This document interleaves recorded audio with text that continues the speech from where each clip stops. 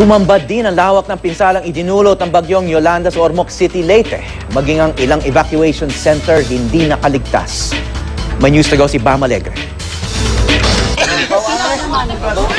Ito ang Sitio Lawis sa Albuera. Dadaanan nito papuntang Ormoc City, malapit sa Dalampasigan. Kaya halos maubos ang kabahayan ng daanan ng Super Typhoon Yolanda. Buti raw at maraming residente ang lumikas bago ang delubyo. Ang Barangay Balogo nawasak din. Maraming gusali ang nagiba kabilang ang paaralan na ito.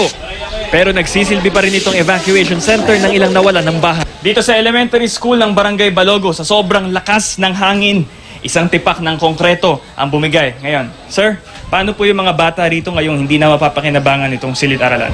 Hindi, sabi ng mga guro namin dito, matagal na guro magkaroon ng klase.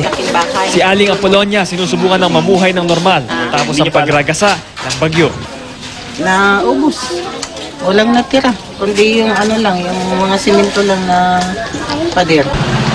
Ang mga may bahay pa nagsimula ng maglinis. Ang iba naman, naglaban ng maruruming damit sa sapa. Ang mga kawat ng kuryente na nagsipaghulog ang nagsisilbi nilang sampayan. Pagdating sa Ormoc City, kita na ang lawak ng sinira ng bagyo.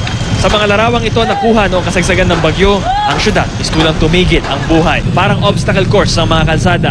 Dahil nagkalat ang mga poste at puno, ang bus na ito nahirapang lampasan ang mga nahulog na kawat ng kuryente. Ito dahil sa kable, na traffic. Yan, tinutulungan namin. Mahaba na rin ang pila sa mga gasoline station. Nagkakaubusan na rin ng tubig. Pero kahit papaano, may pila pa at kaayusan sa Ormoc. Ang mismong City Hall nawasak din ng malalakas na hangin. Sa tala ng mga otoridad, hindi bababa sa 30 ang namatay sa Ormoc. Panawagan ng mga residente at lokal na pamahalaan, padalhan sila ng relief goods. Bam Alegre, GMA News.